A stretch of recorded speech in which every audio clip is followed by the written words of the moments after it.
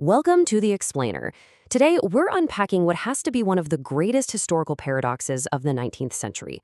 Imagine showing up in a totally foreign land with this radical premise. You're going to conquer a nation, not with armies, not with treaties, and definitely not with weapons, but just by changing minds. That's exactly the story of Alexander Duff. He was a Scottish missionary who arrived in India absolutely convinced that the deepest societal shifts start from the ground up, literally inside a schoolroom. It's a fascinating story, completely packed with unintended consequences, vast intellectual revolutions, and the incredible, almost uncontrollable power of a classroom. So, can a classroom actually conquer a nation?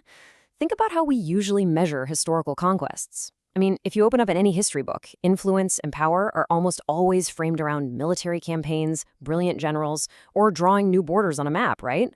But Alexander Duff, he arrived in India with a totally different kind of map. He brought an educational philosophy. He was totally convinced that the most effective way to shape the absolute core of a society's future wasn't through brute force. It wasn't political coercion. It was through structured, rigorous learning. Ideas, in his mind, were the ultimate force for change. His whole strategy rested on this one brilliantly radical idea: educate the mind to reach the heart. Now, back in the 1800s, most missionaries were heavily focused on just preaching directly to crowds. You know the drill, standing on street corners, relying on highly direct traditional evangelism. But Duff looked at that and just completely flipped the script.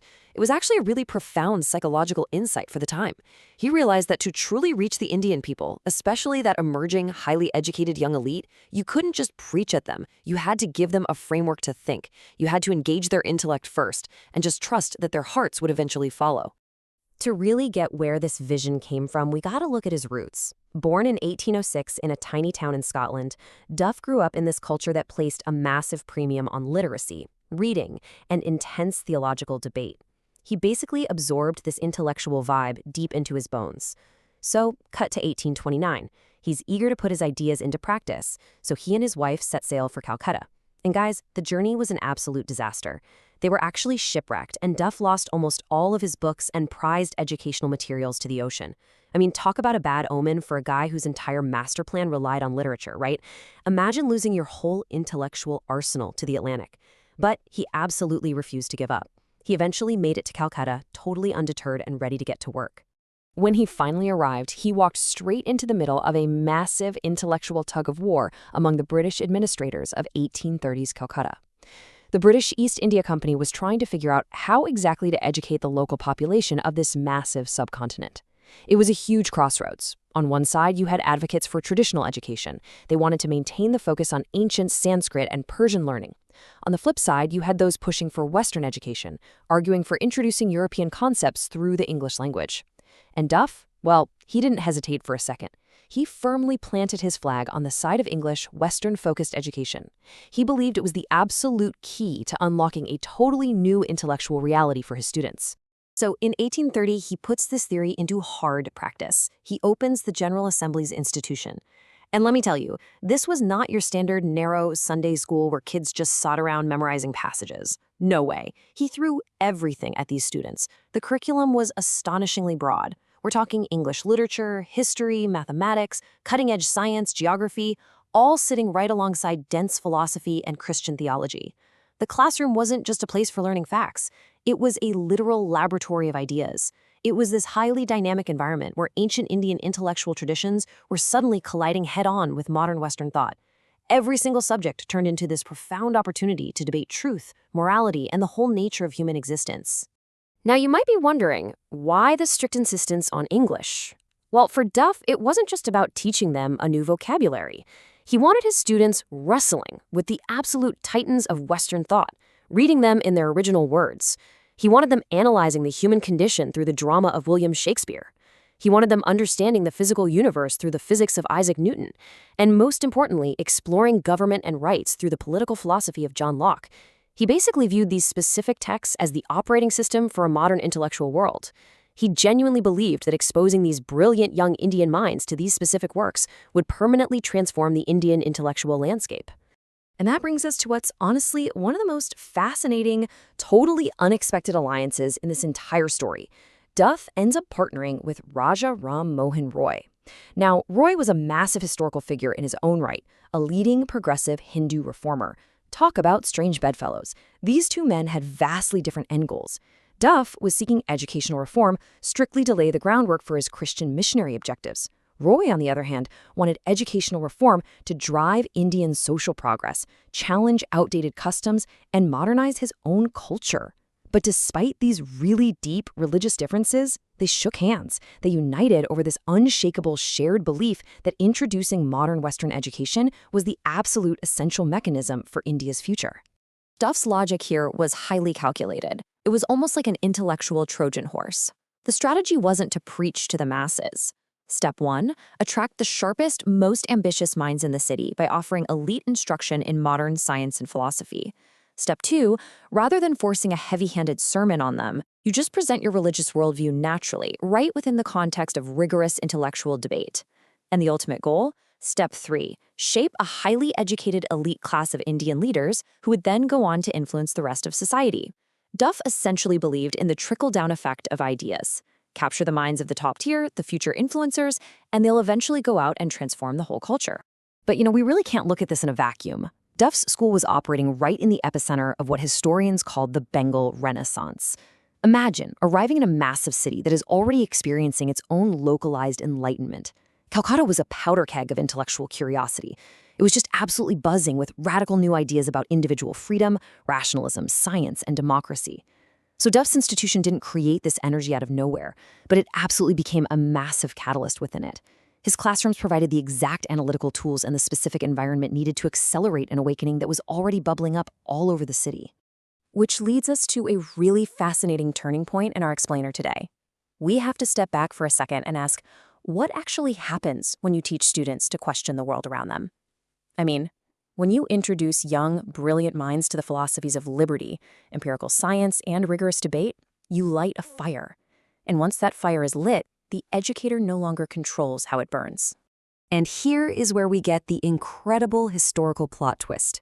The gap between what Duff meticulously expected and what actually happened is simply staggering. It's a magnificent failure of his specific goal, but a massive success for education broadly. See, he expected his classrooms to produce a nation of Christian converts. Instead, he produced fierce social and religious reformers who actually reinvigorated their own traditions. He wanted Christian intellectual leaders, but many of his students used those razor-sharp analytical skills to become formidable critics of his religion.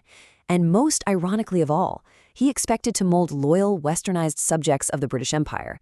The actual historical outcome? He inadvertently helped educate the early generations of Indian nationalists, the very people who would actively organize to challenge and eventually dismantle British rule.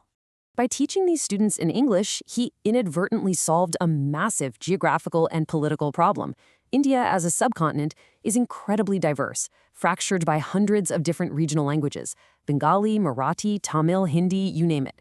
Historically, it was incredibly difficult to have a unified national movement if your leaders couldn't even talk to each other. But suddenly, thanks to English acting as this sort of connective tissue, a lawyer in Bengal could debate perfectly with a journalist in Bombay. Duff catalyzed the birth of an entirely new, highly educated professional class: teachers, lawyers, journalists, civil servants. This created a unified public sphere of political thinkers who could finally organize, share ideas, and mobilize on a massive national scale. That dynamic perfectly captures the deep irony of our explainer today. The educational tool of empire could become a weapon against empire. Think about it. If you teach people about John Locke and the philosophy of inherent human rights, you really shouldn't be surprised when they eventually stand up and demand that liberty and those rights for themselves. Duff handed his students the ultimate intellectual tools: the language of their rulers, the philosophy of rights, and the skills of organization, and they turned right around and used them to challenge the exact colonial system Duff belonged to.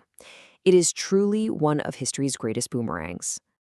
Looking back today, we can pretty easily spot Duff's historical blind spots.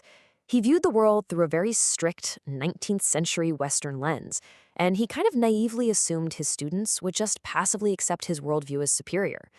But the Indian students, they were never passive recipients.